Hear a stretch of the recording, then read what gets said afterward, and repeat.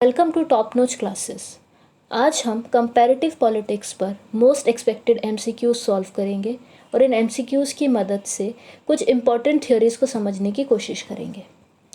इसमें पहला क्वेश्चन है, गैब्रियल आर्मंड निम्न में से किस अवधारणा के लिए कहते हैं कि प्रत्येक राजनीतिक व्यवस्था राजनीतिक कार्यों के एक विशिष्ट ढांचे से बंधी हुई है? ऑप्शन ए राजनीतिक विकास, ऑप्शन बी राजनीतिक संस्कृति, ऑप्शन सी राजनीतिक आधुनिकरण, ऑप्शन 4 राजनीतिक गत्यात्मकता। इस क्वेश्चन का आंसर है ऑप्शन सेकंड राजनीतिक संस्कृति।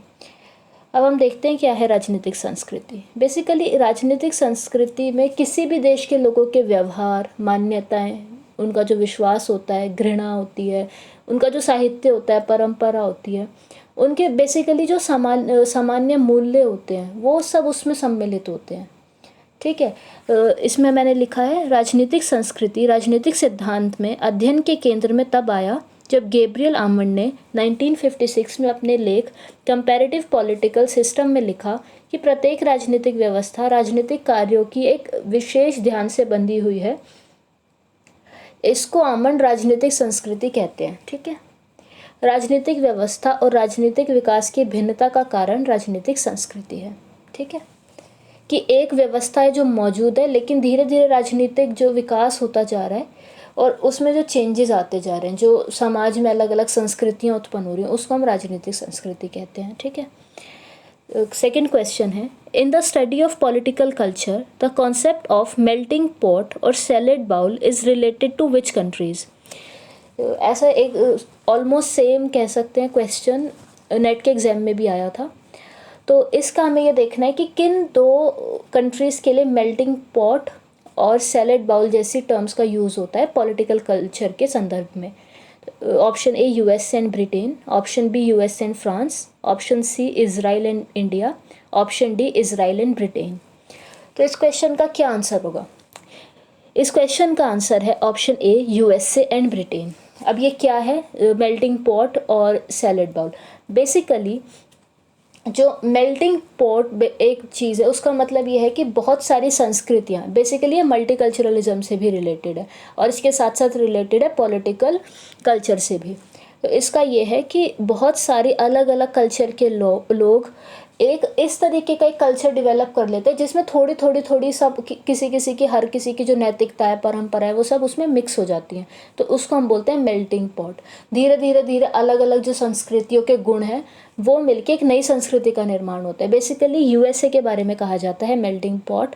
लेकिन अब धीरे धीरे जो यूएसए की भी संस्कृति है वो सैलेड बाउल की तरफ ही आ रही है। अब हम देख लेते हैं सैलेड बाउल क्या है।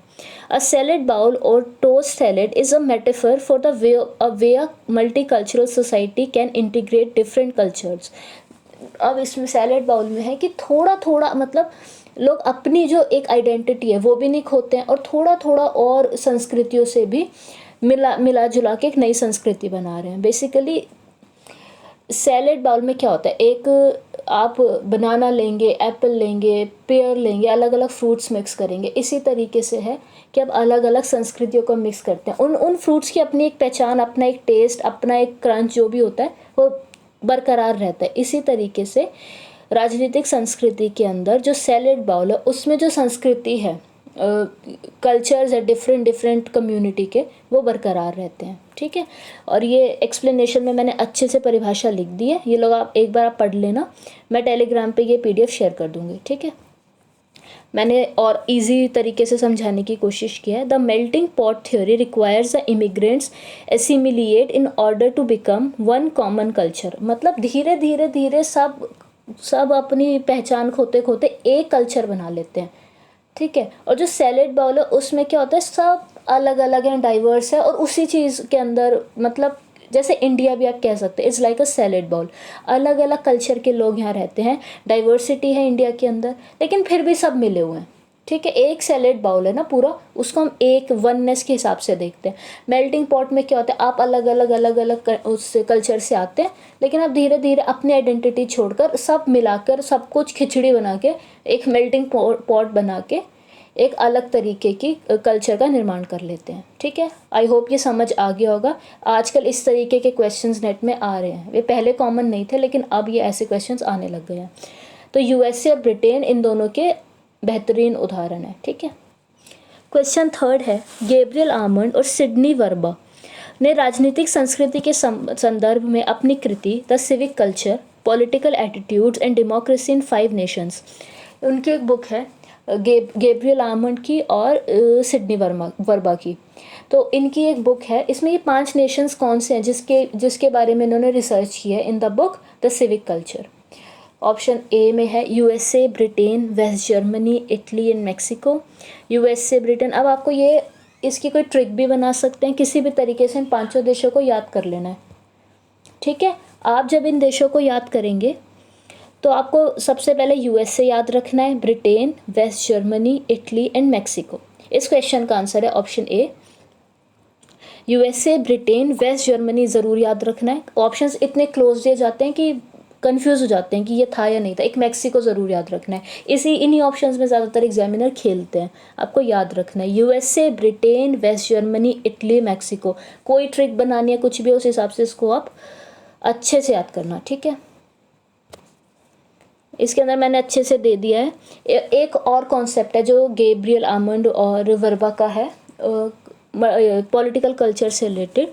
उसमें इन्होंने 3 भागों में इसको डिवाइड किया है, parochial, subject and participant. Parochial society उस तरीके की सोसाइटी है जिनको पॉलिटिक्स के बारे में कोई नॉलेज ही नहीं है, उनके आसपास क्या पॉलिटिकल एक्टिविटीज़ हो रही हैं वो ना उसमें पार्टिसिपेट करते हैं ना उसकी कोई नॉलेज रखते हैं। वो लोग बिल्कुल अनजान है इस चीज़ से कि चल क्या रहा है ना, उन लोगों को इतनी कोई नॉलेज नहीं है। और जो सब्जेक्ट में आएगा ऐसे कंट्रीज़ या इस तरीके के नागरिक जिनको पॉलिटिकल मतलब वो पॉलिटिकली एक्टिव नहीं है लेकिन उनको नॉलेज है, दे आर वेल अवेयर, वो बहुत ज़्यादा अवेयर हैं अपनी पॉलिटिकल कल्चर को लेके। ठीक है, और जो पार्टिसिपेंट है इसमें वो लोग अवेयर भी हैं और वो पार्टिसिपेशन भी उनका पूरा है। ऐसा नहीं है कि नॉलेज हमको आज सपोज़ हमें नॉलेज है सब कि हमारे देश में करप्शन हो रहा है, सपोज़ कि पार्टी ठीक नहीं है, जो हमने गवर्नमेंट चूज़ किया वो ठीक नहीं है, लेकिन हम उसमें पार्टिसिपेट नहीं करना चाहते, हम उसके अगेंस्ट कोई एक्शन नहीं लेना चाहते हैं। नॉलेज है लेकिन कुछ आउटपुट नहीं है। ठीक है, कोई इनपुट नहीं है बेसिकली। लेकिन पार्टिसिपेंट जहाँ पर ये इस तरीके का कल्चर है, पॉलिटिकल कल्चर है, वहाँ पर लोग बहुत ज़्यादा अवेयर रहते हैं और पार्टिसिपेट भी पॉलिटिक्स में सबसे ज़्यादा करते हैं। ठीक है, ये 3 तरीके इन्होंने बताया। इस तरीके के क्वेश्चंस भी थ्योरी में आ जाते हैं नेट के एग्ज़ाम में, असिस्टेंट प्रोफेसर के एग्ज़ाम में, तो हमको पता होना चाहिए। ठीक है, क्वेश्चन 4 है, which of the thinker has given theory of sleeping dogs in democratic culture? Sleeping dogs, what is sleeping dogs? और किस थिंकर ने ये जो डेमोक्रेटिक कल्चर से रिलेटेड एक थ्योरी है वो दी है? Option A David Easton and Verba, option B Almond and Verba, option C Lucian Pye and F W. Riggs, option D Lucian Pye and Parsons. इस क्वेश्चन का आंसर है option B Almond and Verba. अब Almond and Verba ने एक तरीके का ये हमें बताया कि जो डेमोक्रेटिक कल्चर के अंदर कुछ लोग ऐसे होते हैं कि वो स्लीपिंग डॉग्स की तरह, उनको पता ही नहीं हमारे आसपास क्या हो रहा है, वो बिल्कुल अवेयर ही नहीं है कि उनके आसपास क्या पॉलिटिकल एक्टिविटीज़ हो रही है, उनके देश में क्या हो रहा है क्या नहीं हो रहा है, उनको कोई नॉलेज नहीं है उनके लिए। और स्पेशली जब अमेरिका के अंदर ऐसा हुआ था कि इकॉनमी बिल्कुल ठप पड़ गई थी, लोगों को कोई नॉलेज ही नहीं थी कि ये चल क्या रहा है, बेसिकली वो अपनी लाइफ में इतने मगन है उनको पता ही नहीं था। उनके लिए ये टर्म यूज़ की थी आर्मंड और वर्बा ने, sleeping dogs in democratic cultures. ठीक है, ये मैंने यहाँ पे इसकी अच्छे से परिभाषा लिख दी, मैं एक बार पढ़ के भी बता देती हूँ। Almond and Verba suggested a sleeping dogs theory of democratic culture that implies that low participation indicates broad satisfaction with government which politicians in turn will be anxious to maintain. Basically हमारे government से expectation बहुत ज़्यादा है, हमको लग रहा है बिल्कुल अच्छा काम कर रही है, लेकिन हम उस बारे में अवेयर नहीं है कि एक्चुअल में क्या हो रहा है, इकोनॉमी की बैंड बज गई है या कुछ भी हो रहा है, हम लोगों को कुछ नहीं पता है। बेसिकली ये उन्होंने यूएसए के रेफरेंस में कहा था। ठीक है, क्वेश्चन 5 है, what does Edward Said argue about the concept of Orient? हमको पता है जो एडवर्ड सईद है उनका एक कॉन्सेप्ट है ओरिएंटलिज्म, उसके बारे में उन्होंने क्या कहा है, बेसिकली वो क्या है देख लेते हैं। It has little relationship to the colonization of Asian countries by the west. It illustrated the fundamental political equality of all nations. It was produced by Western scholarship, और all of the above answers are correct. Basically जो Edward Said है उन्हें ये, मान लीजिए मैं example के through आपको समझाती हूँ कि बेसिकली इनकी ये थियोरी ओरिएंटलिज्म है क्या। मान लीजिए आप अपने घर के अंदर रहते हैं, ठीक है, और कोई बाहर का व्यक्ति आपके बारे में कोई बातें बना रहा है कि वो ऐसा करता है, उसका बिहेवियर फैमिली के साथ इस तरीके का है, या फिर आप कि उसकी हैबिट्स इस तरीके की हैं, तो बेसिकली एडवर्ड सईद ये बोलते हैं कि जो घर में ही व्यक्ति रहता है वो ज़्यादा बेहतर आपके नेचर को समझता है, बजाय कि कोई बाहर से कोई इंसान है, उसके अपने कुछ पॉइंट ऑफ व्यू हो सकते हैं, ज़िंदगी को देखने के अलग तरीके हो सकते हैं, उसके अपब्रिंगिंग अलग तरीके के, उसके लाइफ में एक्सपीरियंसेस डिफरेंट है, तो वो अपना जो एक मतलब सोच का एक चश्मा लगा के आपको देखेगा। तो उन्होंने कहा कि ये जो चीज़ हुई है पॉलिटिकल कल्चर को पढ़ने के लिए या फिर पॉलिटिकल डेवलपमेंट को देखने के लिए, बेसिकली ये वेस्ट के लोग अगर देख रहे हैं मिडल ईस्ट के लोगों को, बेसिकली उन्होंने मिडल ईस्ट के लिए ही बात की है, जो ज़्यादातर इस्लामिक कंट्रीज़ हैं, कि वहाँ पर उनको देखा जाता है एक ही नज़रिए से सब देख रहे हैं और उनका नज़रिया जो है उनके एक्सपीरियंसेस पे बना हुआ है, ठीक है। तो एडवर्ड सईद बोलते हैं कि जो बेसिकली जो व्यक्ति वहाँ पर रह रहा है वो उस इलाके का, उस पूरे पर्टिकुलर टेरिटरी का नेचर अच्छे से जानता है, लोगों का नेचर जानता है, वहाँ पर पॉलिटिकली क्या चीज़ें हो रही हैं क्या नहीं हो रही है वो बेहतर जानता है, क्योंकि वो वहाँ उसका जज करने का तरीका डिफरेंट होगा, वो कम बायस होगा। लेकिन जो बाहर वाले जो लोग हैं वो अपने हिसाब से चाहेंगे कि अच्छा जो वेस्ट में होता है वो मिडल ईस्ट में या फिर साउथ एशिया में, जहाँ पर इंडिया भी है, इस तरीके की एक्टिविटीज़ अगर हो रही हैं तो वो लोग जज करेंगे। इसको उन्होंने बेसिकली ओरिएंटलिज्म बोला है, ठीक है। तो इस क्वेश्चन का आंसर हो जाएगा it was produced by western scholarship, ठीक है। अब मैंने समझा दिया आपको ओरिएंटलिज्म होता क्या है, इसको अच्छे से एक बार और आप रीड कर लेंगे, बिल्कुल समझ में आ जाएगा, कुछ इसमें रॉकेट साइंस नहीं है। क्वेश्चन 6 है, which of the following political culture is best for democracy according to Almond and Verba. Okay, तो पॉलिटिकल कल्चर में बेस्ट मतलब कौन सा पॉलिटिकल कल्चर है जो डेमोक्रेसी के लिए बेस्ट है according to Almond and Verba. Option A parochial, मैंने आपको बता दिया पैरोकियल में वो बिल्कुल अवेयर ही नहीं होते, ना कोई एक्शन लेते हैं, तो ये तो बेस्ट होने से रहा। सब्जेक्ट में आप अवेयर तो हो लेकिन आपने कोई एक्शन नहीं लेना, ये भी बेस्ट नहीं हो सकता। पार्टिसिपेंट के अंदर होता है कि आप अवेयर भी हो, आप एक्शन भी ले रहे हो, लेकिन आमंड और वर्बा ने कहा ये भी बेस्ट नहीं है। इन तीनों का जो मिश्रण है जिसको वो बोलते हैं सिविक कल्चर, जो उनकी बुक का भी नाम है द सिविक कल्चर, वो बेस्ट तरीके का पॉलिटिकल कल्चर है डेमोक्रेसी के लिए, ठीक है। तो इस क्वेश्चन का आंसर हो जाएगा option D civic. Okay, question 7 है, which of the following thinker is criticised James Bryce. उनका जेम्स ब्रायस जो है उनको क्रिटिसाइज़ किया किसी थिंकर ने, जो उनकी एक थ्योरी है fact and more facts, ideology जो है जेम्स ब्रायस की, उसको किसने हाइपर फैक्चुअलिज्म भी कहा है, ठीक है। अब मैं आपको ये बता देती हूँ, ये क्वेश्चन जो है ये रिलेटेड है इंस्टीट्यूशनलिज्म से, ठीक है। हम क्योंकि हमारे कोर्स के अंदर है न्यू इंस्टीट्यूशनलिज्म, नेट के उसमें भी है और असिस्टेंट प्रोफेसर के बहुत से एग्जाम्स में न्यू इंस्टीट्यूशनलिज्म आता है ये क्वेश्चन, ठीक है। तो इसका ये देखना है कि किसने जेम्स ब्रायस को क्रिटिसाइज़ किया है और ये हाइपर फैक्चुअलिज्म जो एक टर्म है वो यूज़ किया। Option A Finer, option B David Easton, option C March and Olsen, option D none of the above. इस क्वेश्चन का आंसर है ऑप्शन बी डेविड ईस्टन। तो जो डेविड ईस्टन है उन्होंने बोला है कि जो जेम्स ब्रायस का ये फैक्ट वो इतने ज़्यादा फैक्ट्स की बातें करते हैं कि वो बहुत ज़्यादा एक मशीन की तरह काम करता है, उसमें इमोशंस नहीं है। मतलब आप समझ रहे हो, जो इंस्टीट्यूशनलिज्म की जो लोग क्रिटिसाइज़ करते हैं न्यू इंस्टीट्यूशनलिज्म वाले, वो यही बोलते हैं कि ये बहुत ही फैक्ट ये बहुत अजीब तरीके की चीज़ है, मतलब ये बहुत ह्यूमन टच नहीं है इसके अंदर बेसिकली, ठीक है। इसको वो हाइपर फैक्चुअलिज्म भी कहते हैं। Option B David Easton. और डेविड ईस्टन ने कहा है कि इसको उन्होंने बोला है theoretical malnutrition and surfeit of facts. Theoretical malnutrition मतलब सैद्धांतिक कुपोषण, कि इसके अंदर सिद्धांत की कमी है, आप एक ही चीज़ के पीछे आप ऑब्सेसिव तरीके से फैक्ट किए जा रहे हैं, क्योंकि पॉलिटिकल साइंस सिर्फ साइंस नहीं है, ठीक है। तो डेविड ईस्टन ने इस बात पे कहा। अब डेविड ईस्टन बात करते हैं बिहेवियरलिज्म की, जिसके अंदर वो बात करते हैं ह्यूमन बिहेवियर की और इंस्टीट्यूशंस के बेसिकली बिहेवियर की, ठीक है।